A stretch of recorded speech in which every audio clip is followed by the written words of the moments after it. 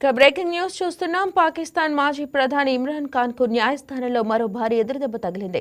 తీవ్ర సంచలనం సృష్టించిన తోషఖానా 2 అవినీతి కేసులో ఆయనకు, ఆయన భార్య బుష్రా బీబీకి ప్రత్యేక కోర్టు 17 ఏళ్ల చొప్పున కఠిన కారాగార శిక్ష విధించింది. అధికారంలో ఉన్నప్పుడు సౌదీ ప్రభుత్వం నుంచి అందిన ఖరీదైన బహుమతులను ప్రభుత్వ ఖజానాలో జమ చేయకుండా తక్కువ ధరకు అక్రమంగా సొంతం చేసుకున్నారన్న ఆరోపణలు ఈ కేసులో రుజువయ్యాయి. రావల్పిండిలోని అడియాలా జైలులో ఏర్పాటు చేసిన ప్రత్యేక కోర్టు న్యాయమూర్తి షారుఖ్ అర్జమంద్ ఈ తీర్పును వెలువరించారు. నేరపూరిత విశ్వాసఘాతుకానికి పాల్పడినందుకు 10 ఏళ్లు, అవినీతి నిరోధక చట్టం కింద మరో 7 ఏళ్లు జైలు శిక్షను ఖరారు చేశారు. దీంతో పాటు ఇద్దరికీ చెరో ₹1,64,00,000 జరిమానా కూడా విధించారు.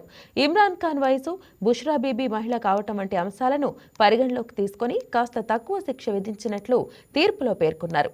2022 ఏప్రిల్లో అధికారం కోల్పోయినప్పటి నుంచి 73 ఏళ్ల ఇమ్రాన్ ఖాన్ డజన్ల కొద్దీ కేసులు ఎదుర్కొంటున్నారు. 2023 ఆగస్టు నుంచి ఆయన అడియాలా జైలులోనే ఉంటున్నారు. ఈ తాజా తీర్పుతో ఆయనపై ఉన్న కేసుల సంఖ్య, శిక్షల కాలం మరింత పెరిగింది. ఇదిలా ఉండగా ఈ శిక్షతో పాటు ఇతర కేసులకు సంబంధించి దాఖలైన 13 పిటిషన్లను ఫిబ్రవరి 9న విచారించేందుకు పాకిస్తాన్ సుప్రీంకోర్టు నిర్ణయించింది.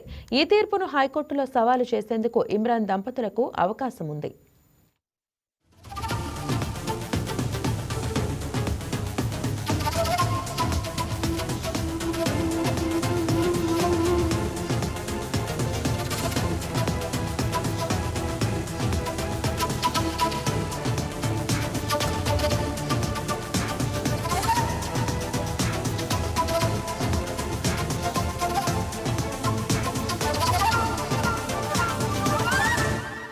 Please subscribe to YKTV Network. Please subscribe to YKTV. Please watch YK News.